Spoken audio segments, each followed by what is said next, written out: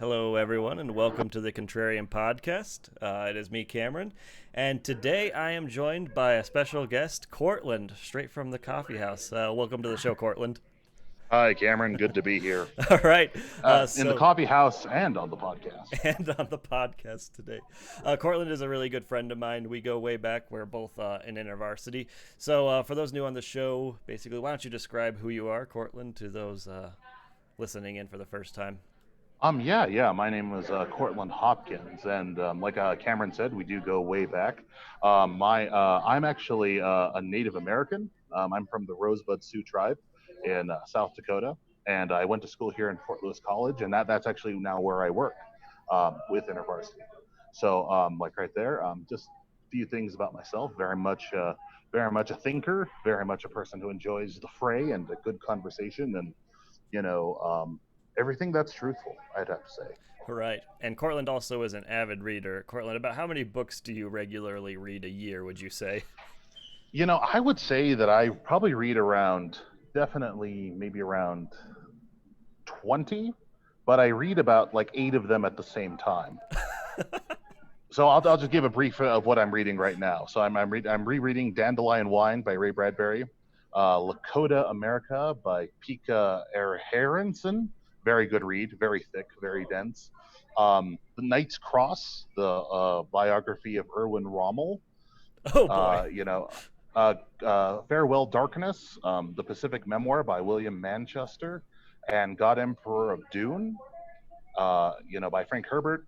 The Power of Words by which is a compilation by Gilbert of Winston Churchill's great speeches. So those are some of the ones I'm reading right now. Courtland is a very well versed man and has a lot of what you could say insight to just a lot of different topics ranging across the entire spectrum of human knowledge. And Courtland is, of course, a great friend and a loyal follower of Jesus as well.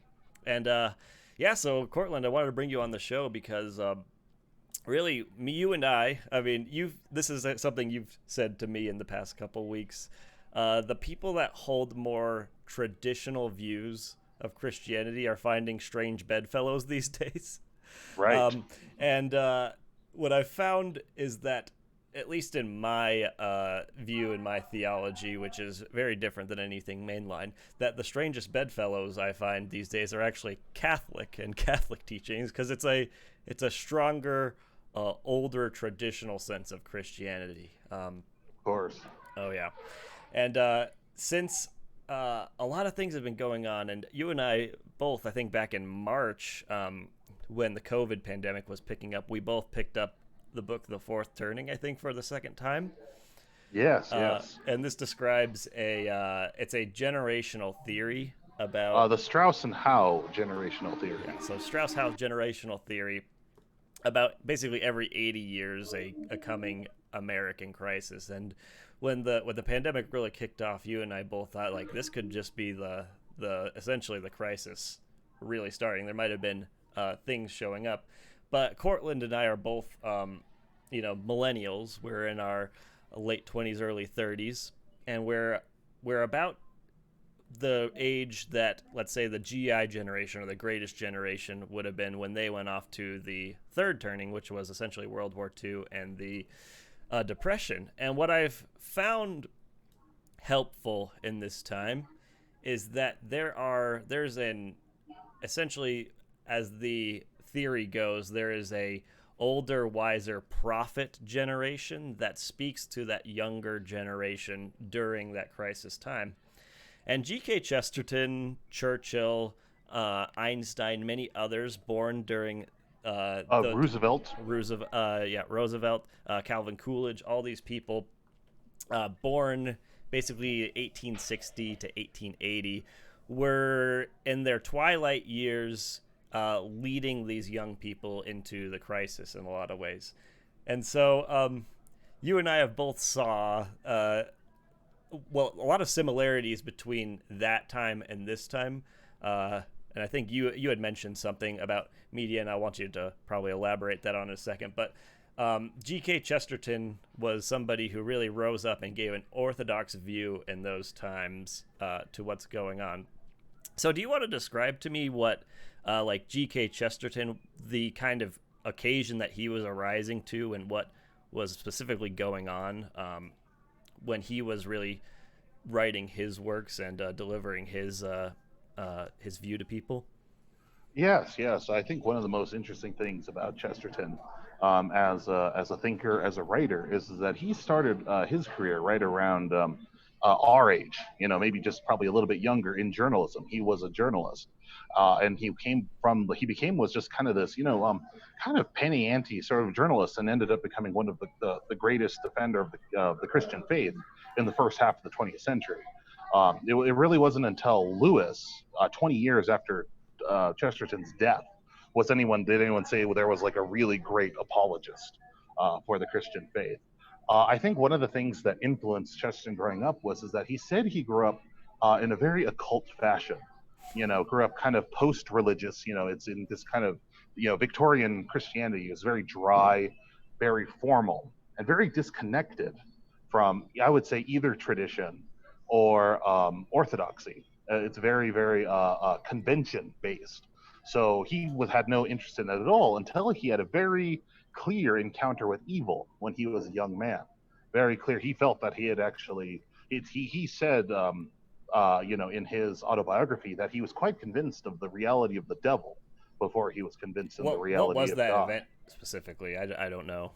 He met a very young man, and I think he was very vague about it. But it seems like there was some sort of like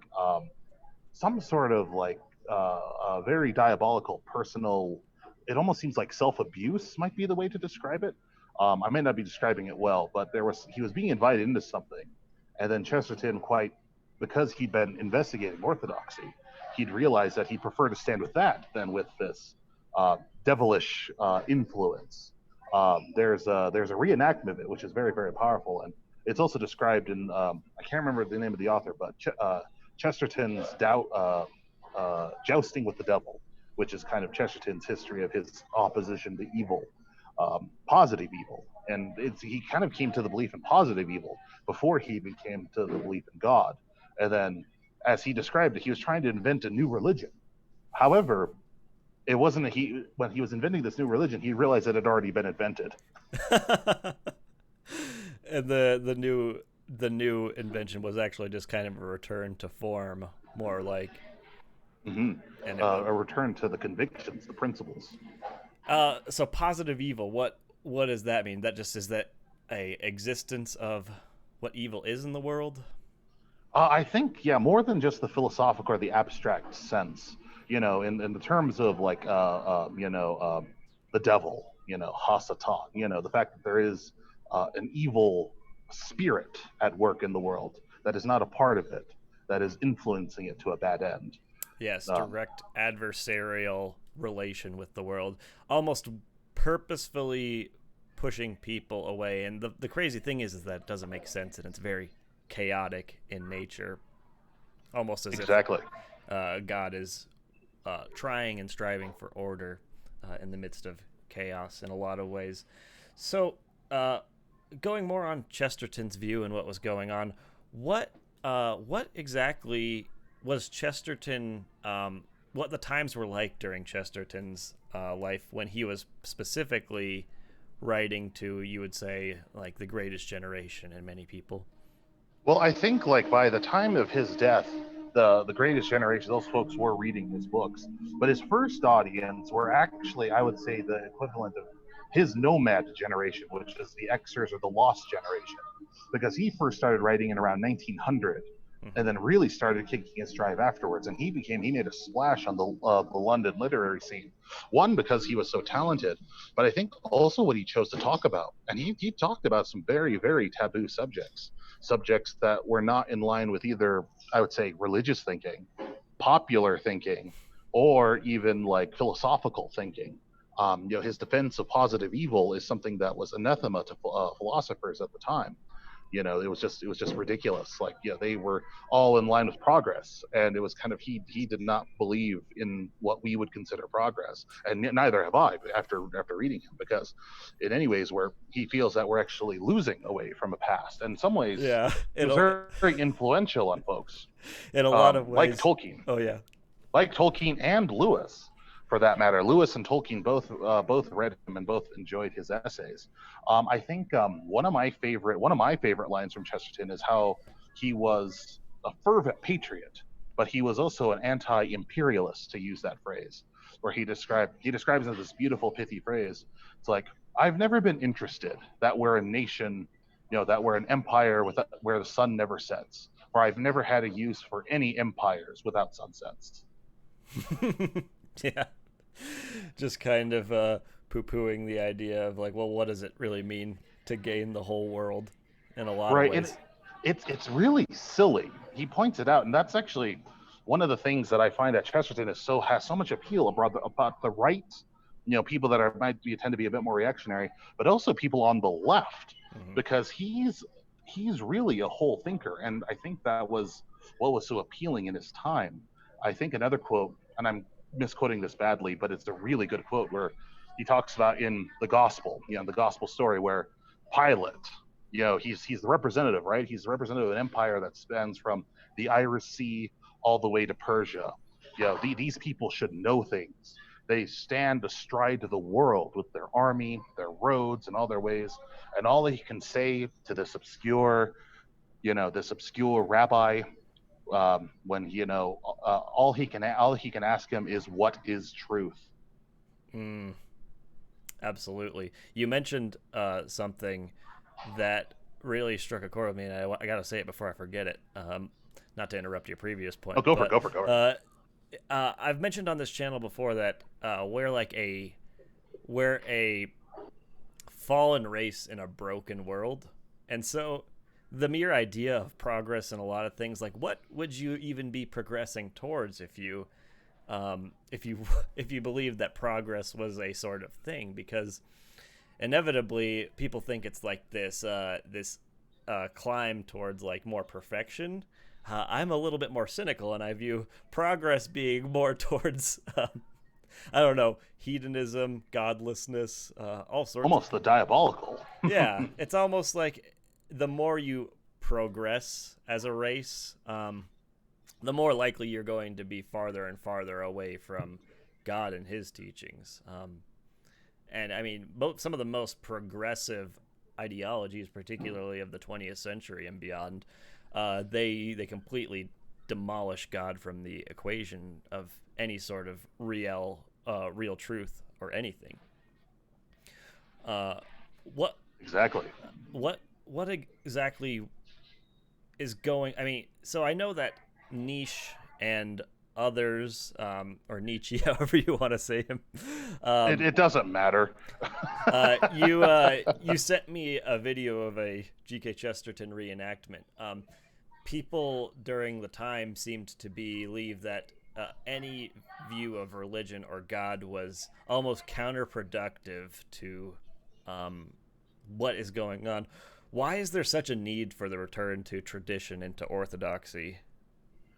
I think it's ultimately because of the uncertainty of time, the uncertainty of life, which really does it. Because Chesterton was really writing about these orthodox things when nothing, if you asked a British person in 1905, when Chesterton was writing, that in 50 years' time, that Britain would be a second-rate power, Europe would have been devastated by two massive conflicts, and that Russia, a communist Russia and a commercialist United States would be the sole two superpowers in the world.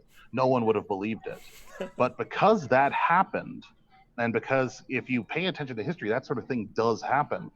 Um, you realize that a lot of these words, these grand words of like progress and et cetera, that he was dealing with in his time, and in the end are reliant on the times being good. The thing about traditions, especially the best traditions, the good ones, the ones that are really deep and are really solid, are built for ages when the world ends, are built for ages when there is death. when you have to think about death and that death is nearing, death is, almost there. And I think about a cousin of mine actually caught, COVID, and I realized that I was actually not afraid, like for him or that, but I knew that I should pray, and I know that that did not come from anything modern society taught me, but it came from the tradition of those who came before me, and Ah, also just Chesterton pointing out that too. this reminds me of a particular like idea brought up in the fourth turning, um, Hmm. and that is during the crisis, it is a era of survival, essentially of gathering, and there's a social demand for order rises as political supply of order reaches nadir, and new value regime propels transformation of civic order. So the sense of shame rises. People ashamed about what they did to avoid guilt. The groups are elevated. The public space is reinvented. The political calendar is reset. Gender's distinctions widen, and there's overprotective parenting. Particularly in crisis, in any crisis, it's almost like the need to want to survive, and people are really, uh, to not use a better phrase, really circling the wagons at this point. Um, as I've we're always seeing, loved that phrase personally. as as the as essentially the social order before our very eyes is collapsing. Hmm. Um, in a lot of ways, I'm pretty black pilled, you'd say, and that I'm just like, well, what's really the point of rescuing it? What's the point of rescuing a system, no matter how good or bad it is? Really, it kind of has to reach its logical end. Um, I think people right now are sort of screaming, like, my life is crap, and you essentially, who can I blame? Hmm. But after there's not enough people to blame, eventually you get to the point where it's like, okay, my life is still crap. What can I do to change myself? And I think that's when people will more turn towards tradition in a traditional sense, which is where I think having the solid foundation, I think, of biblical truth and others come from. Of Um, course, of course. what? Why? Why should we like? I guess it's just really disconcerting this time. It feels like for people like you and I, holding to tradition seems fruitless. But what's some like encouragement you would probably give? Because even if you hold to tradition, it's not like anyone's going to listen to it in the next 2 to maybe 10 years. It's going to take a little bit of time for people to come around. But what would you give like as advice for people to really hold on and strive for things? I think one of the things about it is that it reminds me of a quote by him where he said, we don't quit because we have miserable conditions. We quit because we're miserable. Because I think the thing about it is you think about foundations, first principles, these things that are, um, which I think eventually our society will move towards. The reinvention, the rediscovery of values, et cetera, et cetera. There's a lot of that. That you and I know that we can talk about this for hours. But I think, like, in the realm of encouragement, I would have to say that it's also realizing that we get the giddy excitement and enjoyment of living through these times. He said, a misfortune is only an adventure is misconceived. An inconvenience is, he used the word inconvenience. An inconvenience is an adventure wrongly assessed. So therefore, we actually are in the midst of a great adventure, a profound adventure. I think that's what Chesterton would say to the quote unquote doomer culture, is that they've just realized. I mean, I think maybe it's because, like, for a long time they were told that their entitlements are going to be like, these are the things they're going to get, but they've come to the brutal realization that they won't get it. And personally, that's an okay thing, because what all good adventures start there. All the best adventures start at that point where someone is without a thing. And what an exciting moment to live in. Now, granted, it is very fearful, and it's like right there. But that's the short answer to that question. Right. It gets back to those memes that have really popped up within our generation in the past 20 years, like sort of the first world problems, where some very minor inconveniences are almost life threatening to people. Uh, I um, mean, people are alarmed enough if they think that they're going to die. yeah, and things are very alarmist just in general. And it's almost like small inconveniences, words, uh, bad people that disagree with you is so. It's really the. I mean, I hate to use the term, but like the snowflake culture. Oh yeah, yeah, yeah. Um, Oh, you find that on both sides of the political divide. oh People yeah, just can't handle criticism. I in a lot of ways I can't stand how just butthurt many conservatives can be too. I know it's shocking, isn't it? It's a level of contempt which Chesterton would find hilarious Uh huh. because it explains why people are also so miserable. You know, you'd figure that it's so it's hilarious.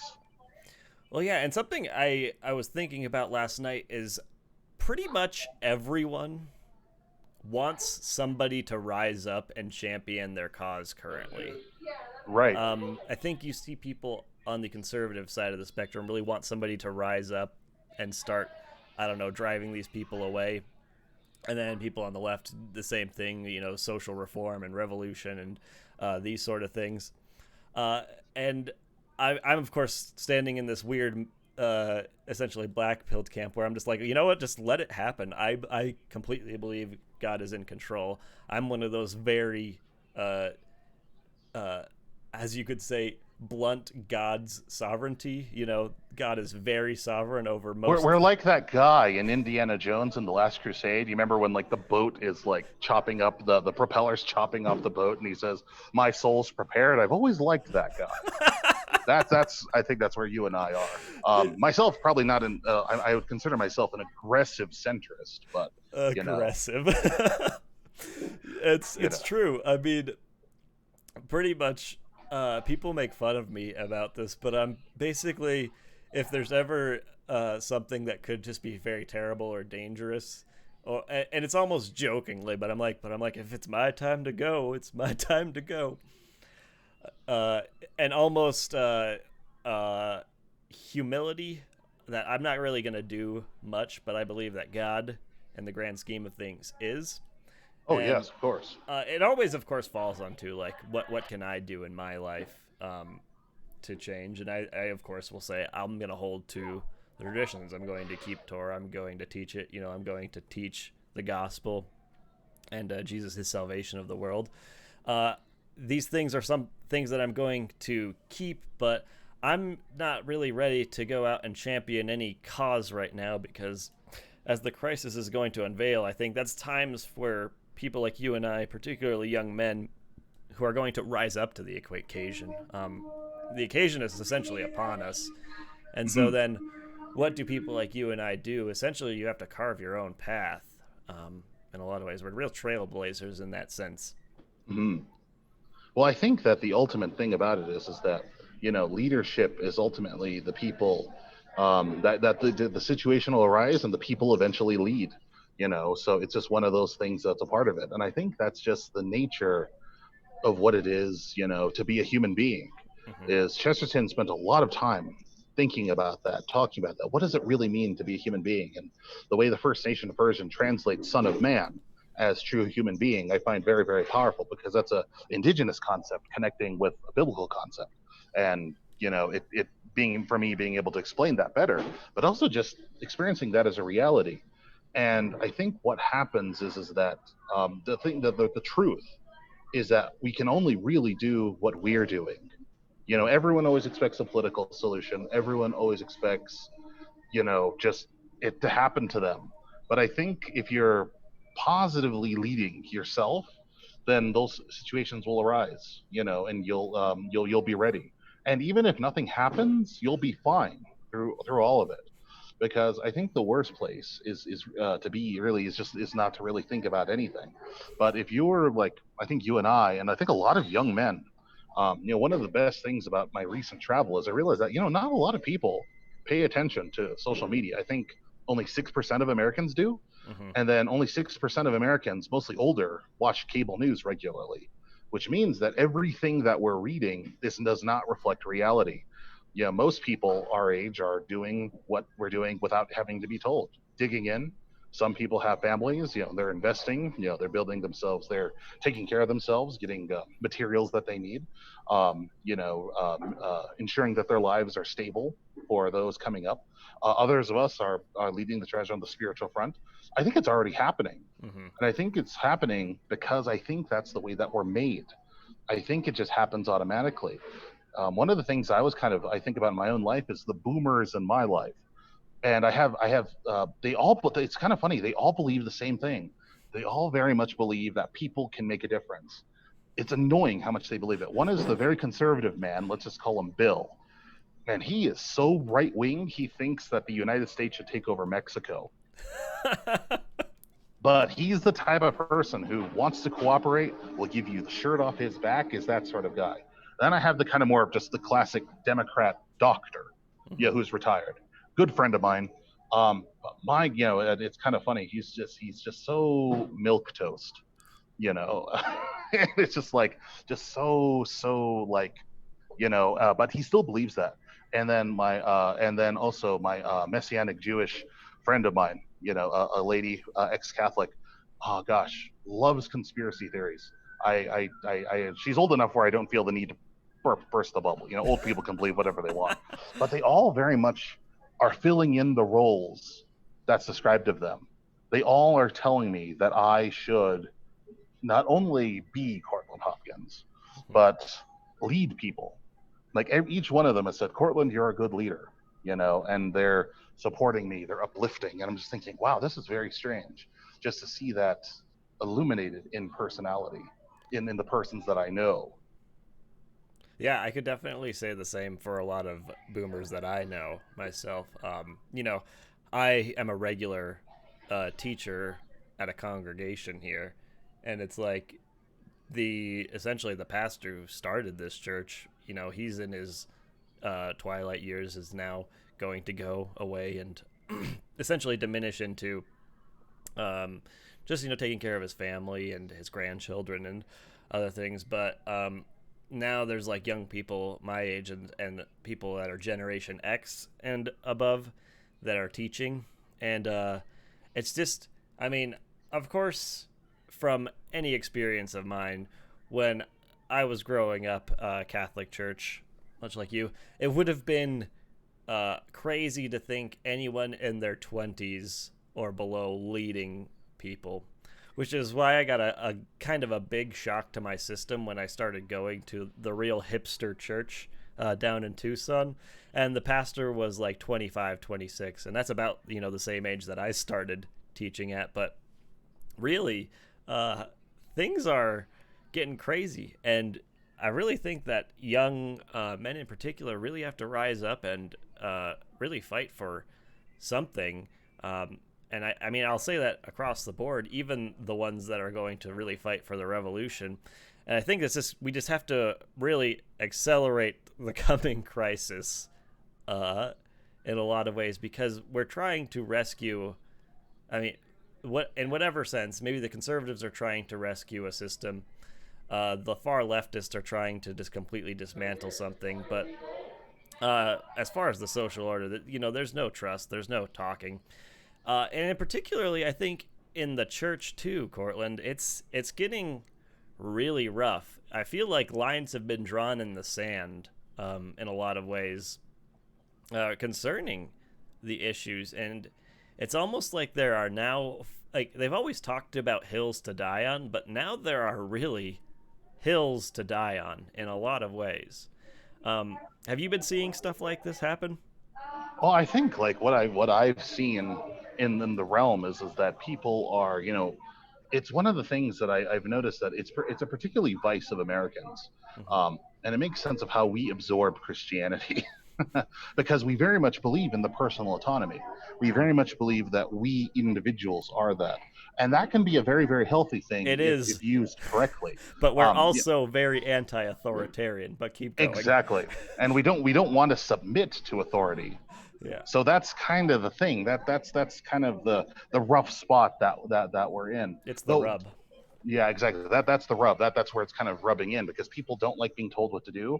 So it's kind of like people to try to make other people like they try to like shout each other. And I think that's one of the reasons why Chesterton is such an antidote to that sort of thinking because he doesn't talk about he says things in such a way that's very clear. And there's an excerpt that I think not only describes the time that we're dealing with, if you wouldn't mind me sharing it, Go I for think it. it like really describes it. So in Chesterton, one of my favorite books by Chesterton, it's called The Napoleon of Notting Hill, and it became a lot more relevant, especially these days, especially with like people setting up enclaves and this sort of thing. And what happens is that in the dystopian future of 1984, they elect the King of England by lottery, and the man, the ultimate satirist, named Alberon, Alberon, let's just call him Alberon. He becomes the king, and he declares that everything has to become medieval again. So the mayors, they all have to wear their traditional regalia of being a mayor. They have to carry around the giant key. The army has to have pennants and flags and swords and all this. And he just does it as a grand, colossal joke until one man, Adam, let's just call him Adam. He's the comptroller for a neighborhood called Notting Hill, and he believes it, and he accepts it, and he believes in it to the end, and he doesn't rebel against the government because they want to cut a hill through his neighborhood. So he rebels. Not necessarily rebels. He just holds the line. So what you get is a series of battles between the king and Notting Hill, Hmm. and it's one of the best books that I've ever read.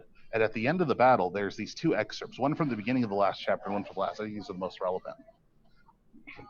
All right. And this is one voice. It's like, and this is one voice. So ends the empire of Notting Hill. And it began in blood, so it ended in blood. And all things are always the same. And there was a silence. And again there was a voice. But it had not the same tone. It seemed that it was not the same voice. If all things are always the same, it is because they are always heroic. If all things are always the same, it is because they are always new. To each man one soul only is given. To each soul only is given a little power, the power at some moments to outgrow and swallow up the stars. If age after age that power comes upon men, whatever gives it to them is great. Whatever makes men feel old is mean. An empire or a skin flint shop, whatever makes men feel young is great. A great war or a love story. And in the darkest of the books of God, there is written a truth that is also a riddle. It is one of the new things, it is only of the new things that men tire, of fashions and proposals and improvements and change. It is the old things that startle and intoxicate. It is the old things that are young. There is no skeptic who does not feel that many have doubted before. There is no rich and fickle man who does not feel that all his novelties are ancient. There is no worshipper of change who does not feel upon his neck the vast weight of the weariness of the universe. But we who do the old things are fed by nature with a perpetual infancy. No man who is in love thinks anyone has been in love before.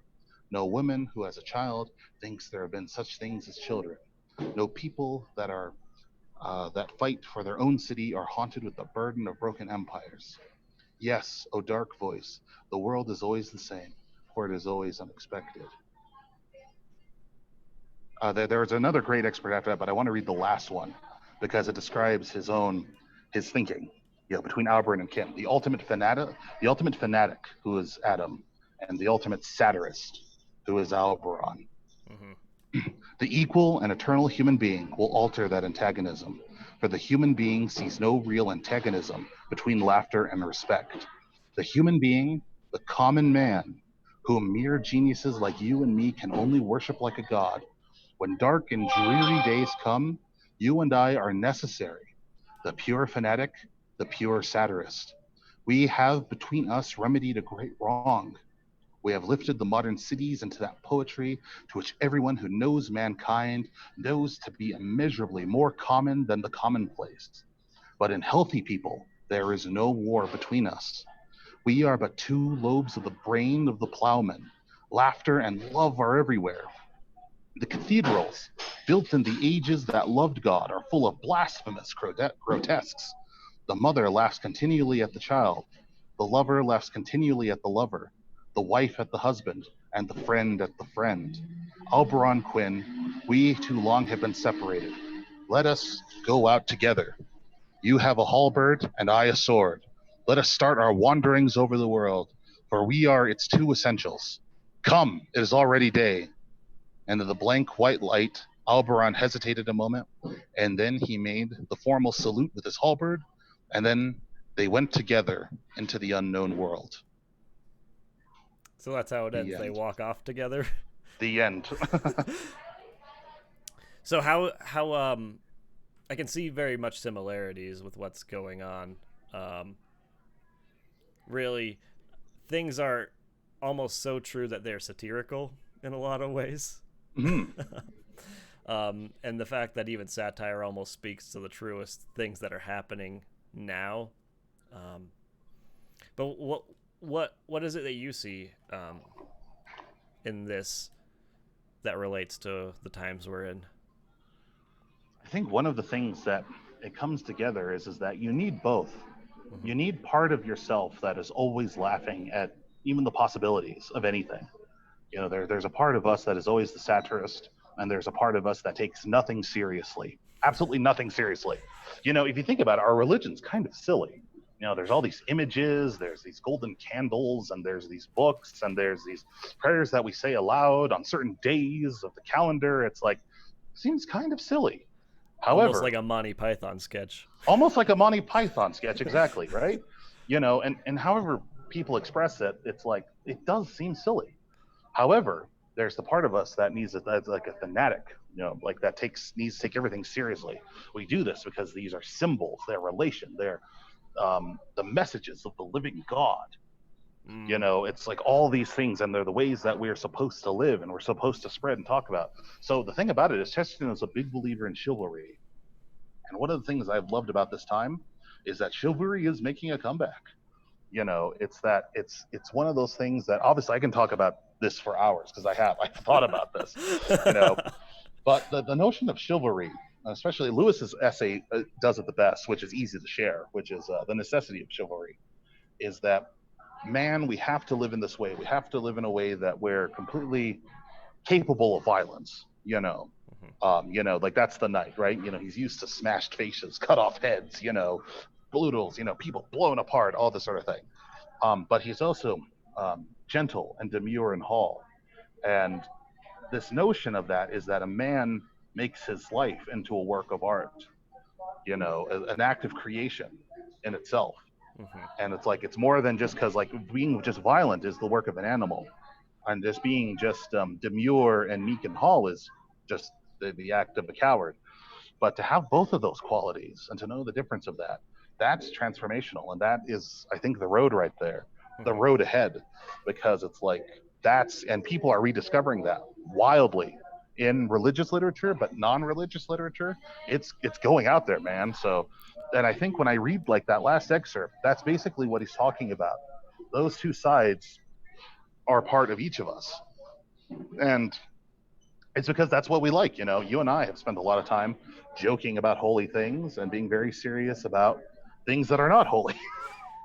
Well, it's absolutely true. And vice versa, and it's necessary. And that's what it means. I think his message is that, we could either live this time in fear or great and gallant bravery and great and gallant charity and great and gallant hope, is that it's one of those things that shines out. Mm-hmm. And I think that's his message, for our time. Briefly, I could go on forever, but I don't want to. No, I mean, it brings up a number of things that I, of course, think of. One particular is when I was a student within InterVarsity, there was one person that was very, very fervent and very serious. And I mean, I'm sitting, of course, right in front of a giant shelf of board games.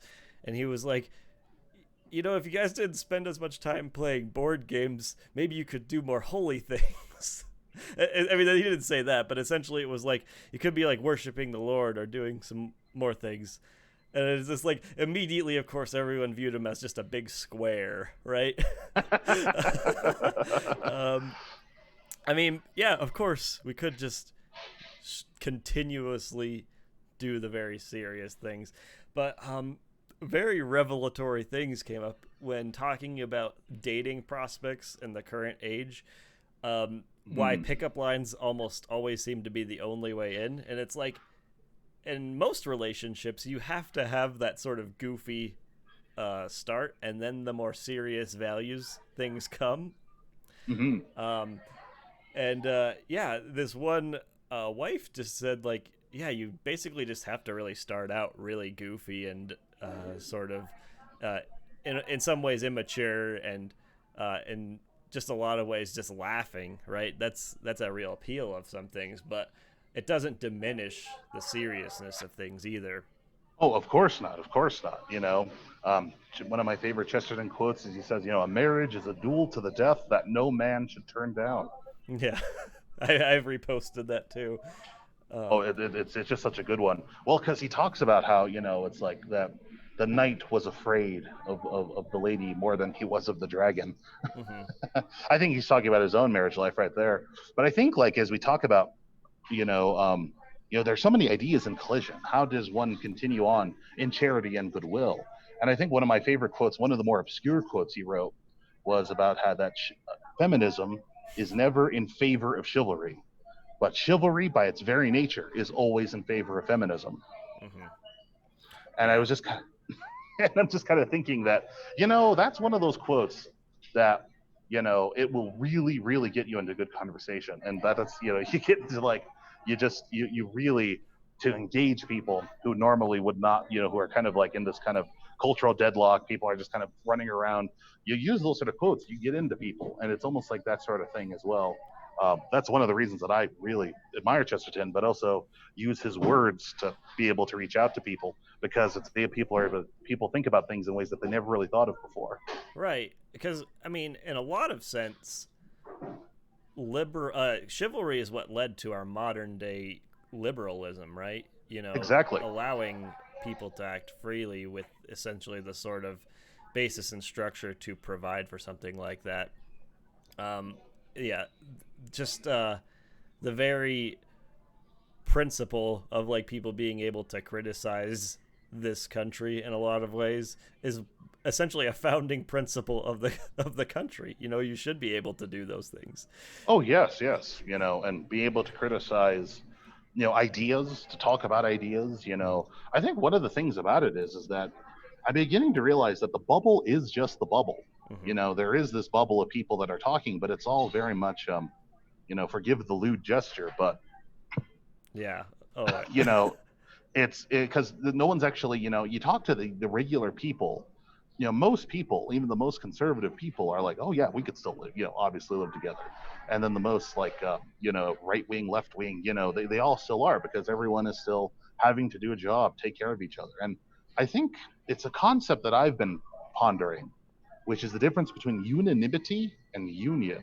Mm-hmm. um, Unanimity is like basically everyone's in agreement, and no government in the history of the world has ever worked for that. But extremists want that, and no one really wants that. I believe in the concept of union, and the concept of union is that we're all individuals, we're all people, like the American Union. I'm a Mm-hmm. very patriotic in that sense of like, okay, we all want a common goal, and what is the common goal? And that's where I like to play the clip of Captain Kirk when he reads the preamble to the Constitution, because it's one of the most corniest, but also one of the best, palatable to everyone. Where he talks about the Constitution. It must apply to every man, or it means nothing. He says in the William Shatner sort of in the way, and it's Much like gusto.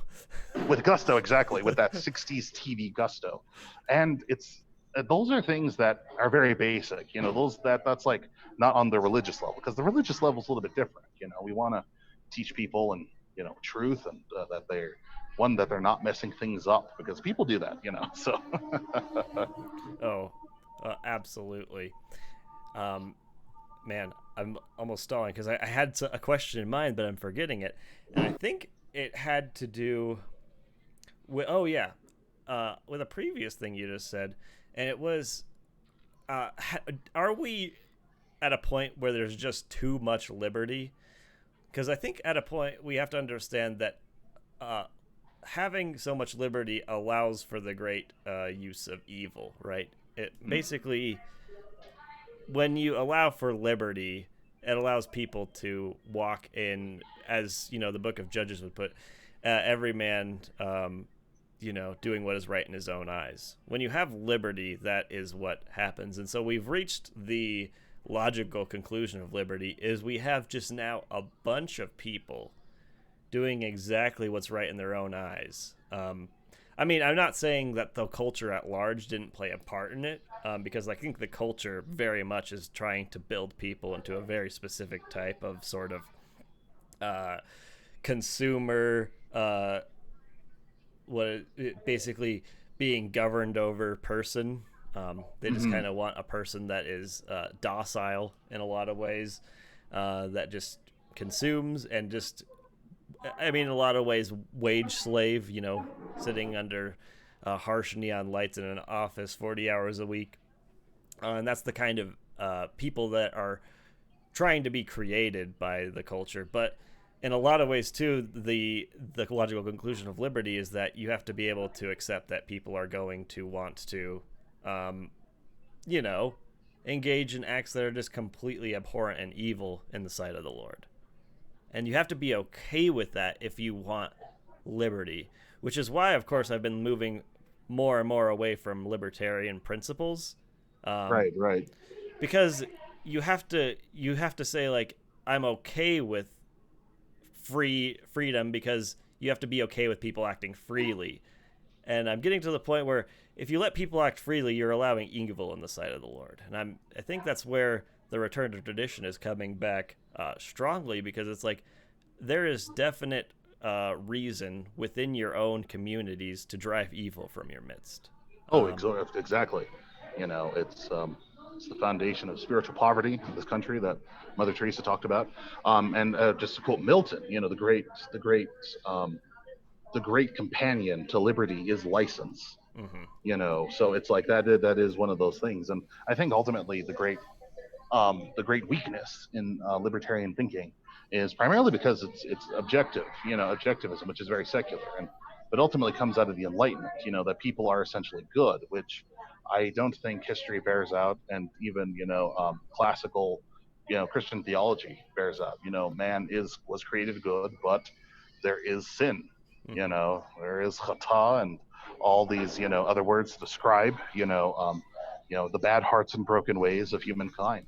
So it's like, all right, so how do we do this? What do we like? What do we go for? How do we proclaim these things in our lives and in our era and our age? And I think the ultimate way is we do that originally. I was reflecting last night, and began to realize that some of the great anxieties in our time that a lot of people our age are feeling is primarily because they're selfish. Yeah. I was reading Fulton Sheen, who's one of the best preachers that I've ever read. Seeing his things on YouTube are brilliant. It's shocking how good of a preacher that he is. But he was talking. His first one was on it was on the meaning of life, and he was talking about anxiety, and he was talking about the reason why people have anxiety is because they're not doing anything, and it's because it goes back to Jesus when he was talking to the man, about who is my neighbor, and ultimately the only thing that the West was able to preach on this was Sartre's No Exit. He used this as an example, where he comes to the conclusion that hell is other people, my neighbor is hell, because my neighbor is angry. My G.K. neighbor Chesterton would say something else about his neighbor, but go ahead. see, that's the thing, right? My neighbor is hateful. My neighbor is a bad person. My neighbor is selfish and foolish and a moron. My neighbor is hell. But Fulton Sheen correctly points out that Jesus knows says, "Oh no, love your neighbor. Who is the neighbor?" Hmm. And then Chesterton's great quote, God tells us to love our neighbor, and to love our enemies because they're usually the same people. It's absolutely true. And those are the more meaningful relationships, is the one you don't have a lot of control over, is something that that's one of the very few things of G.K. Chesterton that I did read. Is that, yeah, like you can choose friends, and in a lot of ways you can choose like your in group, the people that sort of affirm you. But the more meaningful relationships are the ones you don't have any control over, like family, like your neighbor, these sort of things. And yeah, it's pretty true. Most of the times, our enemies are our neighbors, and it's getting to a point now where I think more and more enemies are showing up, uh, and you can get a little bit discouraged. But I think the encouragement is that no matter what, you're always striving and you're always content in what God is offering us. Mm. Well, I often ask the self, when I says, oh, like I often pray and I'm like, oh God, they don't listen to me. They're not paying attention to me. They don't care about me. They don't care about you. And then you almost hear like a voice coming back, wait a minute. They don't care about you. They don't care about you. Really? I'm shocked. Like, God, I'm shook. I never thought that they wouldn't pay attention to you. Grand and glorious you. Yeah, we are very entitled. Particularly millennials act, I think, the most entitled in a lot of ways, entitled to certain, uh, We do respect. believe we're great, Yeah, and really, what the gospel is the diminishment of the self, and more towards to the point where Jesus is more magnified in our lives than even ourselves. I'm shocked. I'm shocked by how humble. I taught this recently. The section, it's kind of funny because it's between the two great sections in the book of John, where it has Jesus talking to Nicodemus, the great evangelism, passage, everything, and then talking to the Samaritan woman reaching out, But in between those two stories is the story of John, and where like his followers come to him and say, John, Jesus is baptizing people more than you. And then John, they're kind of expecting him to kind of get mad and say, oh, what, this is about me, like that. And then no, John, very much in the tradition of the prophets, just says, I must diminish and he must get bigger. And I'm just thinking, what a great image, what a great perfect image of the psychology of ministry, of like where the less, when you preach and you minister to people, when you raise them up, it becomes less about you, it becomes less of what Courtland says, and then Jesus comes into their lives and realizing, Courtland, must diminish. Yeah, and it's counterintuitive to what most structures would teach you, and it's like you have to build up a name for yourself, much like the Tower of Babel. You have to make a name for yourself. I've been really thinking about this concept of the name a lot, because really it's about lifting up God's name. In the Jewish tradition, they just say Adonai or Hashem, which just means the name, right? And even the commandment of not taking the Lord's name in vain. It's almost like it's not. People always say it's like don't swear. Like that's a really bad interpretation. It's really more about don't misrepresent his power and authority. Right. Because there are quite a number of people doing that, even in these days. This is just of course, flagrantly misrepresenting who God is, and that's I think why I've been the most peeved. And of course, we've talked a bit about it, and we can talk about it probably another time if you want to come on the podcast again. We're getting upwards of 50 minutes. Is there anything you want to say to sort of close us, or? Well, I think I think if anything that I would say is to encouragement is that when you accept that first mystery, the first mystery of the faith, which is really love your neighbor, it's like, oh gosh, that is very different. And I also don't think it's not a disappointment. Because I think it's one of those things where you realize that love is the way. Now the challenge is like, what type of love? Is it the love of the self, which is all pervasive today? Everyone loves themselves. There's no one who doesn't love themselves, and the people that do often get trapped in that thing. So it's like, if you unravel the mysteries of love, there you go. And I think one of the ways that I've done that is reading G.K. Chesterton. Now, that's the thing that I'd end on, is the recommended reading list. On for all people that follow Jesus, Orthodoxy is a must read. Orthodoxy by G.K. Chesterton is a must read. It's his journey to faith. It's one of the best. The next one after that you should read is Heretics. Heretics is his takedown of modern ideologies. Oh, and it's brilliant. And it's many And of the ones we're still dealing with today. We're talking about philosophies and ideologies that built up the 20th century are now reaching their full effect now in the 21st century. exactly, So exactly. And he wrote this in 1905, and it all happened exactly the way that he says it. So it's Orthodoxy and Heretics. If you really want an epic, The Everlasting Man, and that was actually a rebuttal to H.G. Wells's The Outline of History, which is actually kind of the way historians have plugged history until very recently. This notion of progress and et cetera, et cetera. It oh, and that actually like begins. somebody's doing right history and the sort of editorializing of history. I can't stand Exactly. that. Yeah. Exactly. It's Chesterton's grand response, and it's a good read, but it is a little bit long. Yeah, I feel like the editorializing of history is exactly where we're at in the current crisis. Is like, being able to judge by today's standards things that happened in the past, and then trying to rectify it. But anyway, that is also besides the point. Do you want to show the channel your shirt? Oh, yes. I came prepared today for the shirt right there. It's a lovely G.K. Chesterton right there. I know, right? Isn't it great? Oh, it's perfect. Well, Courtland, I really appreciate you coming on the show. Maybe Gladly. again, It's great to be here. we can definitely do it again sometime. Should you be Oh, of down? course. And so, signing off, I suppose. Shalom to you always. Thank you for joining us today on the Contrarian Podcast, and thank you, Courtland, for coming. Thank you. May Allah bless you and guard you all. Thank you.